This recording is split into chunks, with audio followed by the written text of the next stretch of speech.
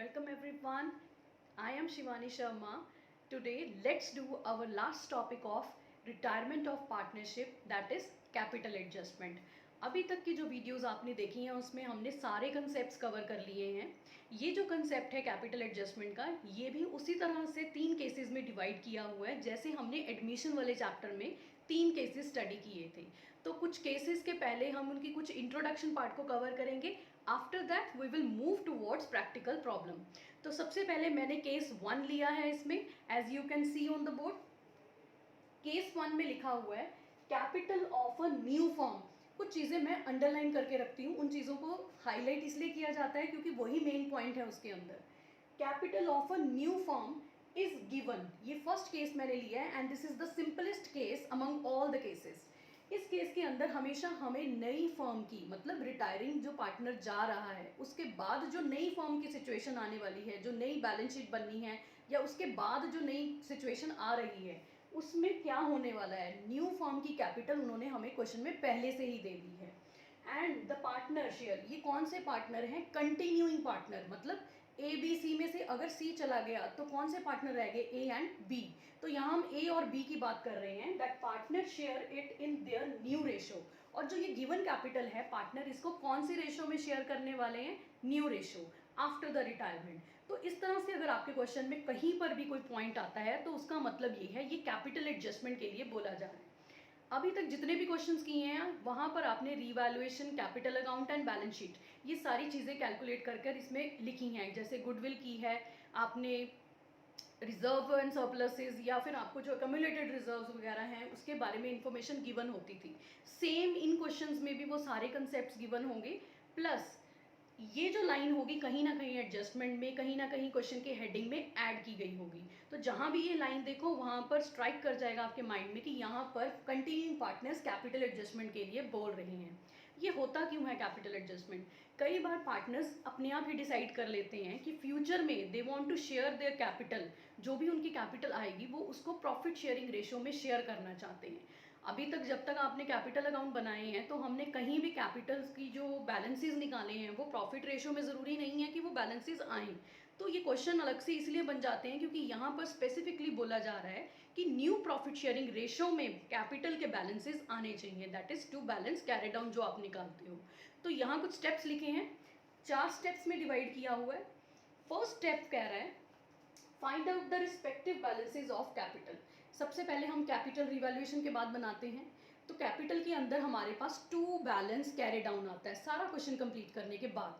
तो यहाँ पे भी सेम वही किया जा रहा है, हमने पहले अपने बैलेंसेस फाइंड आउट करने हैं. और ये जो बैलेंसेज होते हैं ये टू बैलेंस कैरी डाउन में लिखे जाएंगे. You can write it on a rough notebook. एक साइड पर रफ कहीं पर आप लिख सकते हो कि हमारे पास बैलेंस कैरी डाउन कितना आया है. Then second step is divide the new capital, जो क्वेश्चन के अंदर गिवन होगी. इसको ध्यान से देख लेना. गिवन कैपिटल होती है जो क्वेश्चन में ऑलरेडी गिवन है. से क्वेश्चन के अंदर उन्होंने इस लाइन में लिख दिया न्यू कैपिटल, न्यू फर्म की जो कैपिटल है दैट इज 90,000. तो वो नई फर्म की कैपिटल की बात कर रहे हैं, इसकी बात नहीं कर रहे. तो डिवाइड करना है उस गिवन कैपिटल को in new profit sharing ratio among continuing partners. Third point is find out the difference. अब डेफिनेटली कुछ ना कुछ डिफरेंस आना पॉसिबल हो सकता है. तो यहाँ जो फर्स्ट पॉइंट में आपने बैलेंसेस निकाल के रफ में लिखे हुए हैं, प्लस जो आपने अभी वर्किंग नोट में इस कैपिटल को डिवाइड किया है न्यू रेशो में, इन दोनों को कंपेयर करके इनके डिफरेंसेस हमें थर्ड पॉइंट में कैलकुलेट करने हैं. Fourth point is adjust. अब जो ये डिफरेंसेस आए हैं इन्हें भी रिकॉर्ड किया जाएगा जैसे हमने एडमिशन के अंदर रिकॉर्ड किया था.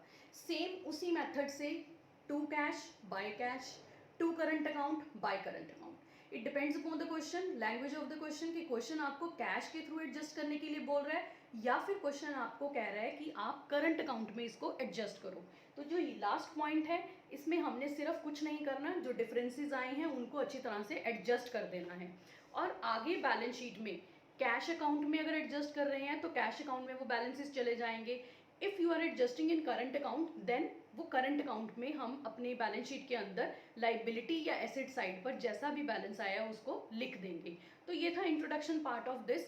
अब इसके बाद हम एक प्रैक्टिकल क्वेश्चन लेते हैं और उसमें हम सीखते हैं कि किस तरह से केस 1 जो है इसको प्रैक्टिकली सॉल्व किया जा सकता है. Now pause your videos and read the question carefully. In this question there are 3 partners, और जो क्वेश्चन आपने अभी स्क्रीन के ऊपर देखा है उस क्वेश्चन में आपने अगर स्टेटमेंट पढ़ा हो तो स्टेटमेंट में लिखा हुआ है कि ये जो तीनों पार्टनर हैं, ये तीनों पार्टनर अपनी प्रॉफिट शेयरिंग रेशो कैपिटल की रेशो में शेयर कर रहे हैं। तो सबसे पहले हमें इनकी रेशो पता होनी चाहिए कि इनकी प्रॉफिट शेयरिंग रेशो जो है वो क्या है। तो सबसे पहले कैपिटल बैलेंसेस लेते हैं इनके, जो क्वेश्चन में इसने बोला है, दैट इज 45,000, 30,000 एंड 15,000। अगर इसको हम रिड्यूस कर दें तो ये बैलेंसेस रिड्यूस करने के बाद हमारे पास 3:2:1 में इनकी प्रॉफिट शेयरिंग रेशो आ जाएगी। आगे क्वेश्चन कह रहा है कि कुछ एडजस्टमेंट के पॉइंट्स हैं। उससे पहले मैं हमेशा बैलेंस शीट में एक नज़र ज़रूर मारती हूँ कि बैलेंस शीट में कौन कौन सी चीज़ें गिवन हैं। तो क्विकली जैसे आपको क्वेश्चन स्क्रीन पे दिख रहा था तो आपको भी क्विकली उस पर रिव्यू लेना चाहिए। आफ्टर दैट 1 बाय 1 जो पॉइंट्स आ रहे हैं वो आप अपने रीड करते जाओ और उसका ट्रीटमेंट करते जाओ। तो सबसे पहले मेरी बैलेंस शीट के अंदर कैपिटल के ओपनिंग बैलेंसेस गिवन है, तो वो मैं कैपिटल अकाउंट में ट्रांसफर कर रही हूँ। By balance brought down, this is 45,000, 30,000 and 15,000। तो ये बैलेंसेस मैंने यहाँ लिख दिए, ऑलरेडी यहीं आने होते हैं ये बैलेंसेस, तो ये काम खत्म हो चुका है। नेक्स्ट इज, अब यहाँ इन तीनों में से पार्टनर बी रिटायर हो रहा है, बादल रिटायर हो रहा है, तो ये पार्टनर है जो हमारा रिटायरिंग पार्टनर है। Pass journal entries and prepare new balance sheet transferring the amount due to the Badal's loan account. तो क्वेश्चन की इंस्ट्रक्शन हो गई। आफ्टर दैट एडजस्टमेंट स्टार्ट हो गई हैं। पहली एडजस्टमेंट लेते हैं, insurance premium. Insurance premium previously debited to profit and loss account ₹1500 to be treated as unexpired. ऊपर क्वेश्चन के अंदर कोई इंश्योरेंस प्रीमियम नहीं है बैलेंस शीट के अंदर। ये जो अनएक्सपायर्ड की बात कर रहा है, ये अनएक्सपायर्ड है which is already paid, already paid है, और ये हमारा क्या है, ये हमारा रीवैल्यूएशन अकाउंट पे क्रेडिट साइड पे रिकॉर्ड किया जाएगा। तो सबसे पहले हम इसको रिकॉर्ड करते हैं रीवैल्यूएशन अकाउंट में, बाय अनएक्सपायर्ड इंश्योरेंस प्रीमियम। मैंने शॉर्ट फॉर्म में लिखा है क्योंकि स्पेस थोड़ी मेरे पास कम है, तो आप कंप्लीट लिखिए unexpired insurance premium which is 1500। Next is provision for doubtful debt be brought up to 5% on debtors. तो हमारे क्वेश्चन में बैलेंस शीट के अंदर डेटर्स 10,000 दिए हुए हैं, बैलेंस शीट के अंदर ही जो प्रोविजन माइनस की हुई है उसमें से 200 है, एंड बैलेंस शीट के अंदर ही जो नेट वैल्यू दिखाई है आउटर कॉलम में दैट इज 9500। पर क्वेश्चन फिर से कह रहा है कि प्रोविजन क्रिएट की जाए, और जो प्रोविजन क्रिएट करनी है उसको 5% ऊपर और लेके जाना है। इट मीन्स हमारे जो डेटर्स हैं उस पर हम अगर प्रोविजन क्रिएट करते हैं तो ये प्रोविजन आएगी 500। तो क्वेश्चन के अंदर कितनी प्रोविजन है, ओनली 200। तो अब डिफरेंस कितना हो गया, 300 का। ये हमारा प्रीवियस पॉइंट ही है, तो ये एक पॉइंट बहुत सिंपल था। अभी हम यहाँ पे क्रिएट करते हैं to provision for doubtful debts, this is 300। आप 500 नहीं लिखोगे क्योंकि क्वेश्चन के अंदर बैलेंस शीट में ऑलरेडी 200 माइनस करके दिखाए हुए हैं, तो हम वो अमाउंट नहीं लेंगे। हमने जितना इंक्रीज करना है वो ये अमाउंट यहाँ पे लिया जाएगा। ये जो अमाउंट है 500, इसको as it is balance sheet में, अब 200 का कोई रोल नहीं है यहाँ, बिल्कुल मत कंफ्यूज हुई है, क्योंकि यहाँ पर एक गलती हो जाती है कि स्टूडेंट्स यहाँ भी 500 लिख देते हैं। बैलेंस शीट में 500 आएंगे, 10,000 माइनस 500, 200 नहीं आएंगे। बट जो आपका रीवैल्यूएशन अकाउंट है उसके अंदर आपने डिफरेंस लिखना है हमेशा। Then is land and building to be appreciated by 20%। Land and building की वैल्यू दी हुई है 50,000 and it is to be appreciated by 20%। तो 10,000 अमाउंट आ रहा है बाय लैंड एंड बिल्डिंग 10,000। तो हमने यहाँ इंक्रीज हो रहा है, एप्रिसिएट हो रहा है, ये सिंपल था बिल्कुल point. Next is provision of 4,000 to be made for outstanding repair bill. Liability side पर कोई भी रिपेयर बिल की बात नहीं हो रही है, तो ये कह रहा है आउटस्टैंडिंग रिपेयर बिल है, इसकी प्रोविजन क्रिएट करो। तो ये हम यहीं पे क्रिएट कर देंगे, to provision for outstanding repair bill, the amount is 4,000। तो हमने ये भी अमाउंट यहाँ पर लिख दिया। And the next point is goodwill of the firm be fixed at 21,600। तो इसको हम एक जगह पर नोट कर लेते हैं, 3:2:1 जो फर्म की गुडविल की वैल्यू है दैट इज 21,600, क्योंकि रिटायरिंग पार्टनर के लिए हमें ये चाहिए होगी। बादल मतलब जो रिटायरिंग पार्टनर है, share is to be adjusted through capital account of remaining partners whose future profit sharing ratio is 3:1। मतलब जो इनकी न्यू रेशो है और ओल्ड रेशो है, अब हमें पता चल चुकी है। अब हमें गेनिंग रेशो चाहिए होगी, क्योंकि रिटायरिंग पार्टनर को गुडविल का शेयर गेनिंग रेशो में ही कंटिन्यूइंग पार्टनर देते हैं। तो goodwill account is not to be open, हाँ ये हमें पता ही है ऑलरेडी। तो यहाँ मैंने कैलकुलेट कर ली थी कि गेनिंग रेशो आती है हमारी 3:1, सेम ही आ रही है। ये मैंने कैलकुलेशन पहले ही कर ली थी, आप लोग अपना कैलकुलेट कीजिए, चेक कीजिए, उसके बाद इसको कंटिन्यू कीजिए। तो उसके बाद जो शेयर है गुडविल का, इसमें से हम अब कैलकुलेशन करेंगे। बादल का शेयर कितना है 2/6, ये पार्टनर रिटायर हो रहा है तो इसका शेयर, तो ये कैलकुलेशन करने के बाद अमाउंट आता है 7200। तो इसका मतलब जो रिटायरिंग पार्टनर है उसको गुडविल कितनी देनी है 7200। कौन देगा? ये दोनों कंटिन्यूइंग पार्टनर्स। तो हमारी एंट्री क्या होती थी? आकाश अकाउंट डेबिट, आसमान अकाउंट डेबिट टू बादल। बादल का शेयर है 7200। ये 7200 किस रेशो में दिए जाएंगे?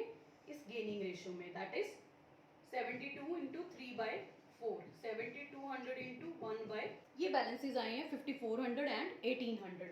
ये बैलेंसेज मैं यहाँ लिख देती हूँ एंट्री में, क्योंकि हमें जर्नल एंट्री से ये अमाउंट सीखा था कैलकुलेट करना, तो मैंने जर्नल एंट्री में ये अमाउंट लिख दिया है। अब ये अमाउंट कहाँ कहाँ जाएगा? ये अमाउंट हमारे कैपिटल अकाउंट में जाएगा। इसको भी साथ के साथ ट्रांसफर करते हैं टू बादल कैपिटल अकाउंट। अब ये बादल का कैपिटल अकाउंट है, अमाउंट कितने आए हैं 5400 एंड 1800। तो ये हम जर्नल एंट्री के रूल को फॉलो कर रहे हैं यहाँ पे, इसको मैंने यहाँ पे लिख दिया। सेम जो दूसरी तरफ है, बाय आकाश कैपिटल बाय आसमान capital account, this is 5400 and this is 1800। तो जिस तरह से क्वेश्चन चल रहा था मैंने उसी तरह से जो जो अमाउंट्स मेरे पास आते गए मैंने कैलकुलेट कर दिए। अब लास्ट जो पॉइंट है इसके अंदर एडजस्टमेंट का, that is total capital of new firm to be 56,000 in proportion to their new profit sharing ratio. तो कैपिटल एडजस्टमेंट का पॉइंट आ गया। क्वेश्चन अपने आप ही कह रहा है कि हमें कैपिटल एडजस्टमेंट करनी है और नई फर्म की जो कैपिटल है उसका फिक्स्ड अमाउंट हमें ऑलरेडी गिवन है, दैट इज, इसे हटा देते हैं यहाँ से। अब हमें कैपिटल एडजस्टमेंट का पॉइंट करना है, तो we have fixed amount of capital, new firm की कैपिटल हमें गिवन है दैट इज 56,000। अब इसको आपने वो जो स्टेप्स सीखे थे हम उसे स्टेप्स से फॉलो करेंगे। सबसे पहले हम रीवैल्यूएशन अकाउंट को क्लोज कर देते हैं, क्योंकि रीवैल्यूएशन अकाउंट हमारा अभी भी पेंडिंग पड़ा है। तो रीवैल्यूएशन को खत्म करते हैं। 11,500 टू प्रॉफिट्स, तो अगर इसको रिड्यूस करते हैं इसमें आता है 7200। अगर आप प्रॉफिट्स वगैरह कैलकुलेट कर लेते हो तो आपके पास बैलेंसेस ऑलरेडी पड़े हैं। 3:2:1 में हमें ये डिवाइड करना है 7200 को, तो ये भी पार्टनर्स में हम डिवाइड कर देते हैं।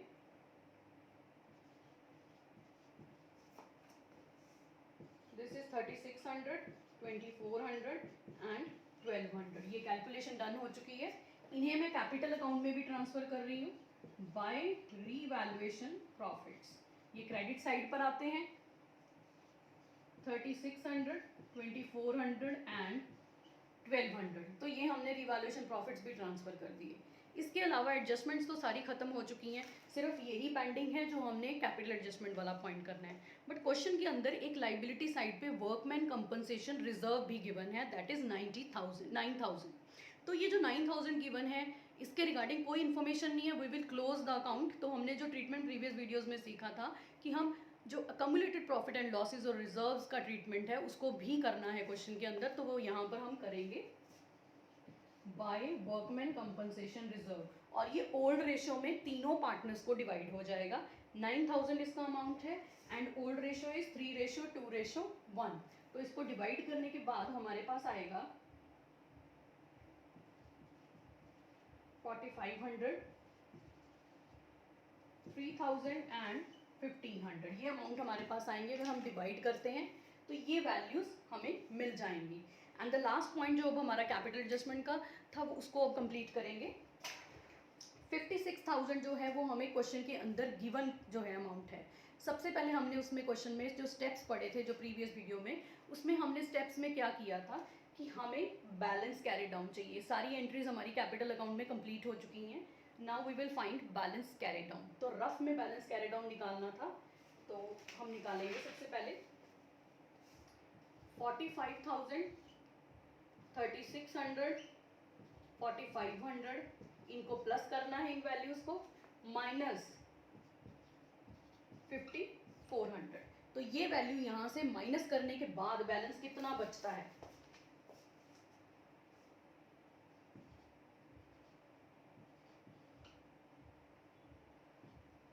This is 47,700। ये बैलेंस हमारे पास 47,700 आ रहा है। एंड इसी तरह से हम दूसरे पार्टनर का भी वैल्यू निकाल लेते हैं। 15,000, 1200, ये प्लस होगा, 1500 माइनस 1800, ये हमारे पास आया 15,900। अब इसके बाद सेकंड स्टेप में हमने सीखा था, ये बैलेंस कैरी डाउन आ चुके हैं दोनों के हमारे पास, these are balance carry down. ये फर्स्ट स्टेप हमारा कंप्लीट हो गया। इसकी वैल्यूज हम लिख लेते हैं रफ में यहाँ पे, 47,700 एंड 15,900। ये वैल्यूज फर्स्ट स्टेप की कंप्लीट हो गई हैं। सेकंड स्टेप था कि इसको न्यू रेशो में डिवाइड करना, 3:1, कि जो हमारी फिक्स्ड कैपिटल है न्यू फर्म की उसको पार्टनर्स की न्यू रेशो में डिवाइड करना है। तो पार्टनर की न्यू रेशो हमें गिवन है 56,000 इंटू 3/4 इंटू 1/4, तो it comes to 14,000 and this is 42,000, 14,000 और 42,000। तो आइडली यहाँ पर जो बैलेंस कैरी डाउन है वो बैलेंस कितना है, 42,000 एंड 14,000। मतलब क्वेश्चन के अंदर जो न्यू फर्म की कैपिटल का बैलेंस आना चाहिए वो ये आना चाहिए, क्योंकि हमें क्वेश्चन की इंस्ट्रक्शन जो थी हमें इसी तरह से बोला गया था। तो यहाँ पर जो बैलेंसेस ये आ रहे हैं 47,700 एंड 15,900, ये बैलेंसेस हमारे एक्चुअल बैलेंसेस नहीं हैं। अब हमें क्या करना था, इनके दोनों के बैलेंसेस के साथ इसको कंपेयर करना है और डिफरेंसेस निकालकर कैश और करंट अकाउंट में एडजस्ट करना है। तो यहाँ क्वेश्चन ने कैश में एडजस्ट करने के लिए बोला है, तो हम बैलेंसेस और डिफरेंसेस कहाँ एडजस्ट करेंगे, कैश में। नाउ यू कैन सी हमें यहाँ पर बैलेंस आ रहा है 47,700, बट वी वांट ओनली 42,000। तो ये जो 42,000 है ये कम है, तो इसको रिड्यूस करना है। तो we will write here to bank. To bank करने के बाद इन दोनों का डिफरेंस निकालेंगे विच इज 5700। तो यहाँ से मैं ये बैलेंस अब हटा रही हूँ क्योंकि ये हमें नहीं चाहिए, वी नीड ओनली 42,000। यहाँ इनका डिफरेंस निकालें तो इट कम्स टू 1900। तो दोनों बैलेंसेज ही हमारे ज़्यादा आ रहे थे, तो इस तरफ ही बैलेंस लिखा गया टू कैश में। ये सेम पॉइंट है जैसे हमने एडमिशन में किया था डिफरेंस निकालने वाला। तो यहाँ लास्ट में अब हम ये क्वेश्चन कंप्लीट कर चुके हैं अपना, सबके बैलेंसेस कैलकुलेट कर लेते हैं। दिस इज 53,100 और जो पार्टनर बी है इसका शेयर 42,600 इसके लोन अकाउंट में ट्रांसफर करना है। ये पार्टनर रिटायरिंग पार्टनर है, इसको हमने as it is loan account में बैलेंस को लिख दिया। And next is last point is